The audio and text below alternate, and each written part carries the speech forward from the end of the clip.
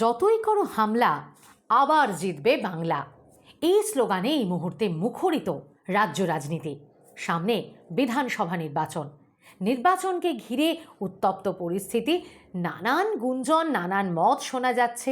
সত্যি কি আবারও বাংলাই জিতবে? বাংলা কি ঘরের মেয়েকেই চায়, নাকি সমীকরণ বলছে অন্য কিছু? সেসব জানতেই আমরাও তৎপর। এই মুহূর্তে আমরা আপনাদেরকে শোনাবো আমাদের সাঁকরাইলের মানুষের আশীর্বাদ ধন্য মানুষ, মাননীয়া মমতা বন্দ্যোপাধ্যায়ের আস্থাভাজন মানুষ শ্রীমতী প্রিয়া পাল মহাশয়া। এবছরেও তিনি টিকিট পেয়েছেন এবং টিকিট পাওয়ার সঙ্গে সঙ্গে তিনি নেমে পড়েছেন প্রচারে। তবে অবশ্য এই ভোটের সময় প্রচার নয়, সারা বছর সাঁকরাইলবাসীর পাশে থাকেন তিনি। আর সেই উন্মাদনা চোখে পড়েছে তার মনোনয়নপত্র জমা দেওয়ার দিন। মনোনয়নপত্র জমা দেওয়ার দিন তাকে ঘিরে সমর্থকদের যে উল্লাস, যে আনন্দ, যে উন্মাদনা, তা একই সঙ্গে তার জয়কে নিশ্চিত করেছে। তিনি কতটা আত্মবিশ্বাসী। সারা বছর মানুষের পাশে থাকেন তিনি, সাঁকরাইলবাসীর পাশে থাকেন। তাহলেও এই মুহূর্তে ভোটের ময়দানে তিনি কিন্তু 1 ইঞ্চিও জমি ছাড়তে রাজি নন বিরোধীদের। আগের বছরের চেয়ে এবছরের জয়ের ব্যবধানের লক্ষ্যমাত্রা বাড়িয়ে নেওয়াই তার অন্যতম পদক্ষেপ। বিগত বছরে যা করেছেন তার চেয়েও আরও বেশি উন্নয়ন, আরও বেশি সুযোগ সুবিধা মানুষের কাছে পৌঁছে দিতে বদ্ধপরিকর প্রার্থী প্রিয়া পাল। সাঁকরাইলবাসীও অত্যন্ত খুশি তার ঘরের মেয়েকে পেয়ে, কারণ সারা বছর তিনি মানুষের পাশে থাকেন, মানুষের কাজ করেন। এবছরও তাই তিনি আত্মবিশ্বাসে বলীয়ান হয়ে তিনি এগিয়ে চলেছেন। প্রতিদিন সকাল থেকে সন্ধে পর্যন্ত চলছে জনসংযোগ, পাড়ায় পাড়ায়, বাড়িতে বাড়িতে চলেছেন। মিটিং, মিছিল, সভা তো আছেই, তারপর আছে কর্মীদের সঙ্গে, নেতানেত্রীদের সঙ্গে নানান পরিকল্পনা। এরই মাঝে ব্যস্ততা তুঙ্গে। সারা দিনের রুটিন কীরকম চলছে, কতটাই বা আত্মবিশ্বাসী, কি বলছে মানুষ আর কি বলছেন তিনি, আগামী দিন কোন সাঁকরাইল তিনি উপহার দিতে চান, এই সাঁকরাইলবাসীদেরকে কি প্রত্যাশা, কোন স্বপ্ন পূরণ করবেন, সব মিলিয়ে এই সমস্ত জানতে আমরা পৌঁছে গিয়েছিলাম তার প্রচারের ফাঁকে। আর আমরা অত্যন্ত আনন্দিত এবং সেই সঙ্গে ধন্যবাদ জানাই এত ব্যস্ততার মাঝেও তিনি আমাদের সময় দিয়েছেন।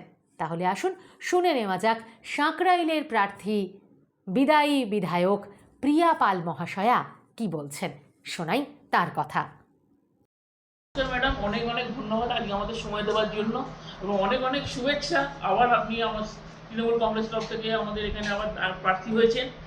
তো ম্যাডাম, এসআইআর হওয়া খুব দরকার ছিল, এর আগেও নাকি হয়েছে, কিন্তু এসআইআরটা কি নিরপেক্ষভাবে হয়েছে সেটা নিয়ে একটু আপনার মতামতটা জানবো।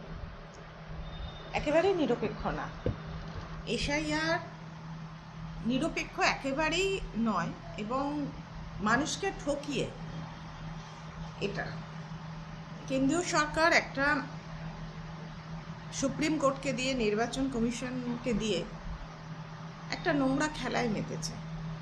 বলতে বাধ্য হচ্ছে এই কারণ ম্যাক্সিমাম সংখ্যালঘু ভোট কেটে এসআইআরে ডিলিট করে ভোট হবে।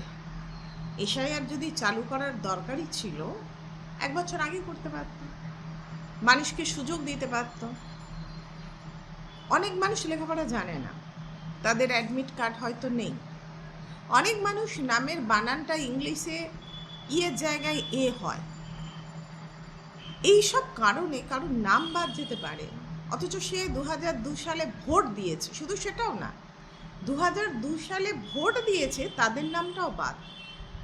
এবং অবশ্যই মানুষকে জানানো উচিত যে কেন তার নামটা বাদ গেল, এটাও জানানো হচ্ছে না। এবং এই যে ট্রাইব্যুনাল, সুপ্রিম কোর্ট কি মানছে মনে তো হচ্ছে না, কারণ নির্বাচনের ঘোষণা হয়ে গেল, ট্রাইব্যুনালে তো অনেকেই অ্যাপ্লাই করেছে। তাহলে তাদের নামগুলো, যারা অ্যাপ্লাই করেছে, যাদের নাম বাদ গেছে, দেখে যেখানে যেখানে তৃণমূলের ভোট ব্যাংক বেশি, অনেক লিড আছে, সেখানে কাটতে হবে মানুষদের নাম। না দেখেই তাদের নাম কাটা হয়েছে। 2002 সালে বাবা মায়ের নাম আছে, 2002 সালে তার নিজের নাম আছে, এভাবে কেটে দিয়েছে। এটা ঠিক না। মানুষের জবাব দেবে, এটুকু বলতে পারি। ম্যাডাম আগে তো যে প্রথম লিস্টে অনুযায়ী 60 লক্ষ 58 লোক বাদ গিয়েছিল, এখন যা আজকে আপাতত অলমোস্ট 91 লাখ, সেটা আমরা 1 কোটির কাছাকাছি ধরতে পারছি। তো জেনে শুনে এতটা নিয়ার 1 কোটির মতো লোকের যে যারা যারা বাদ পড়েছে, সেটা আমাদের ক্ষেত্রে তো দেখা যাচ্ছে তাদের যারা যারা আবার পুরো ডিলিটেড হয়ে গেছে, তারা আবার ফর্ম জমা করছেন। যাদের মানে ভোট এসে যাওয়ার পরে যদি তাদের নাম না জোড়া যায়, সেই তাদেরকে আপনি উদ্দেশ্যে কি বলতে চাইবেন? আমি বলবো মাথা ঠান্ডা রাখতে, কোনো রকম প্ররোচনায় পা না দিতে। যারা ট্রাইব্যুনালে ফর্ম ফিল আপ অ্যাপ্লাই করেছে তাদের নিশ্চয়ই সুযোগ আসবে সুপ্রিম কোর্টের রায় অনুযায়ী। আর যারা এখনও করেনি তারা করে নিক। এখন সবটাই তো সুপ্রিম কোর্টের হাতে। আর যে মোদিজি ডুগডুগি বাজাচ্ছে, সুপ্রিম কোর্টও নাচছে, নির্বাচন কমিশনও নাচছে। এরকম ভোট বাংলার মানুষ কোনোদিন দেখেনি। এরকম করে ভোট হতে পারে। আজকে 1 মাস আগে থেকে র্যাপ নামানো হয়েছে, প্রত্যেকটা মিছিলের র্যাপ রয়েছে। কি হচ্ছে এগুলো? মানুষকে ইনডাইরেক্ট ভয় দেখানো চলছে, ডাইরেক্ট না হলেও ইনডাইরেক্ট ভয় দেখানো চলছে। মানুষ প্রতিবাদ করতে পারবে না। আমার নামটা বাদ গেল, আমি এখানে জন্মেছি, আমার অনেকেরই বার্থ সার্টিফিকেট নেই, আমার নেই। তখনকার দিনে বার্থ সার্টিফিকেটের ওপর জোর দেওয়া হতো না। আমার বয়সী যারা আছে কারোরই নেই। আমি লেখাপড়া শিখেছি, আমি অ্যাডমিট কার্ডে আমার নাম আছে, কিন্তু অনেকে তো লেখাপড়া শিখেনি। বামফ্রন্টের আমলে তো লেখাপড়া শিক্ষার মেরুদণ্ড পুরো ভেঙে রাখা হয়েছিল। মমতা ব্যানার্জি অন্তত সকলকে মাধ্যমিক পাস করার সুযোগটা করে দিয়েছেন। অতএব সে জায়গায় দাঁড়িয়ে তারা অ্যাডমিট কার্ডও দেখাতে পারেনি। তাদের কিন্তু আধার কার্ডের যদি গুরুত্বই নেই, তাহলে এত মানুষকে লাইনে দাঁড় করিয়ে আধারের সঙ্গে মোবাইলের লিঙ্ক, এত কাণ্ড কেন উনি করলেন? মোদিজি কেন করলেন সেটা সবাই বুঝতে পারছে। যেন তেন প্রকারেণ বাংলাটাকে দখল করতে হবে, এইটা হচ্ছে এদের মেন উদ্দেশ্য, কিন্তু সফল হবে না। ম্যাডাম আমাদের রাজ্যে বিএলওরা অনেক পরিশ্রম করে অনেক কষ্ট করে কাজ করেছেন। সেক্ষেত্রে দেখা যাচ্ছে অনেক বিএলও, প্রায় নিয়ার অ্যাবাউট 60 বিএলও আমাদের রাজ্যে মারা গেছে। সেক্ষেত্রে কমিশনের তরফ থেকে কিন্তু তাদের পরিবারকে আর্থিক শ্রেয় বা কোনো রকম সাহায্য করার কোনো ঘোষণা এখনো পর্যন্ত হয়নি। এক্ষেত্রে আপনি কি বলবেন? এটা তো অন্যায় হয়েছে। তাকে আমি কাজে নামালাম, এত টেনশন দিলাম, তাদের বললাম এতদিনের মধ্যে, এবং এটা মিনিমাম এই এসআইআরের কাজ মিনিমাম আমি আগেই বলেছি 1 বছর ধরে হওয়া উচিত ছিল। যে বিএলআরও মারা গেছে তাদের প্রতি আমাদের সকলেই সমবেদনা আছে, কিন্তু তাদের মানসিক যেভাবে আজকে রাত্রির মধ্যে এতগুলো আপডেট করতে হবে। এবং অনেক বিএলও আছে যারা ভালো করে কম্পিউটার জানে না, ভালো করে ফোনটাও হয়তো চালাতে পারে না, তাদেরকেও জোর করে চাপিয়ে দেওয়া হয়েছে। তারা মারা গেছে অনেকে। এবং এটা যা হচ্ছে পুরোটা, এবং এসআইআরে যাদের নাম বাদ গেছে অনেকে সুসাইড করেছে ভয়তে, আতঙ্কে। এদের প্রতিও তো কারোর কোনো ভূমিকা নেই। কেন্দ্রীয় সরকারের কিছুই নেই, কোনো কিছুতেই তার ভ্রুক্ষেপ নেই। তার একটাই লক্ষ্য বাংলা দখল। ম্যাডাম আগামী ভোটের প্রচার তো পুরোদমই আমাদের সবার তরফ থেকে হচ্ছে। ভোটে আপনি আগামী ফিউচারে আমাদের উন্নয়নের জন্য কী কী প্রকল্প ভেবে রেখেছেন, তার যদি কিছু আমাদের দর্শকদের করেন। কেন্দ্রীয় সরকারের যেটা জল প্রকল্প, সরকারের রাজ্য সরকারের সঙ্গে কেন্দ্রীয় সরকারের একটা রেশিওতে জল প্রকল্পগুলো শুরু হয়েছিল। হঠাৎ করেই কেন্দ্রীয় সরকার টাকা দেওয়া বন্ধ করে দেয়। আমাদের এখানে অনেক কোটি, প্রায় 700 কোটি 800 কোটি টাকার কাজ অলরেডি হয়ে গেছে, পাইপলাইন পড়ে গেছে, কিন্তু কিছু কিছু কাজ বাকি আছে যেগুলোর জন্য জল মানুষের দোরগোড়ায় পাইপ পৌঁছে দেওয়া সত্ত্বেও, এবং সবচেয়ে খারাপ লাগার জায়গা, কিছুটা জায়গা ধরুন 100 ফুট জায়গা যেটা রেলের জায়গার ওপর দিয়ে যাবে, কিছু কিছু জায়গা থাকে তো, কিন্তু রেল সেটা দেবে না।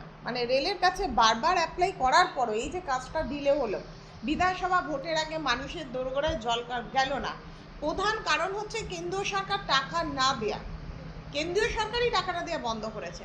তারপরেও মাননীয় মুখ্যমন্ত্রী দিয়ে যদি করতে যায়, সেখানে দেখা যাচ্ছে রেলের জায়গা যেটুকু আছে সেটুকুতে তারা পারমিশন দেবে না। আবার প্ল্যান ঘুরিয়ে সেই পাইপ ঘুরিয়ে কাজ শুরু করতে হবে। এবং আমাদের পরের বার আমরা মাননীয় মুখ্যমন্ত্রীর কাছে আবেদন করব যেটুকু, এবং আমাদের যিনি মন্ত্রী ছিলেন ওনার সহযোগিতা, যাতে আমাদের মানুষের দোরগোড়ায় জলটা আমরা পৌঁছতে পারি, সেটা আমার প্রথম কাজ হবে। কারণ ওটা শুরু হয়ে গেছে, শেষের পথে 10% মাত্র কাজ বাকি আছে। ওটা আমার প্রথম লক্ষ্য থাকবে। দ্বিতীয় হচ্ছে কিছু কিছু জায়গা, আশেপাশের জায়গা উঁচু হয়ে যাওয়ার জন্য, এবং আমরাই অনেক সময় দেখা যায় যে নোংরা ফেলে খাল টালগুলো বন্ধ করে ফেলছি। সেগুলো যেমন বুড়ি খাল আছে, সরস্বতী নদী আছে, কিছুটা কাজ হয়েছে, কিছুটা বাকি আছে, সেটাও খনন করে নতুন করে যাতে ওই জল না দাঁড়ায় সেটার চেষ্টা করা। কিন্তু তার জন্য মানুষকেও সচেতন হতে হবে আমাদের। 2 নাম্বার পয়েন্ট। 3 নম্বর, আমাদের এখানে হাজী শ্রী মল্লিক হসপিটাল আছে, সেটা 10 বেডের আপাতত আছে। সেটাকে একটুখানি যদি, হসপিটাল নতুন করে তৈরি হয়েছে, কিন্তু সেটাকে যদি আরও বাড়ানো যায়। এছাড়া লক্ষ্মী কমল হসপিটাল আছে, 77 লক্ষ টাকা খরচ করে সেটা রিপেয়ারিংয়ের কাজ চলছে। সেখানেও যাতে ডে নাইট ডাক্তার বসানো যায়, শুধুমাত্র দিনের বেলা বসে, তার জন্যও চেষ্টা করা হবে। অনেকগুলি পরিকল্পনা আছে, এখন সবগুলো আস্তে আস্তে ধীরে ধীরে গড়ে তোলা হবে। ধন্যবাদ ম্যাডাম আমাদের সময় দেওয়ার জন্য।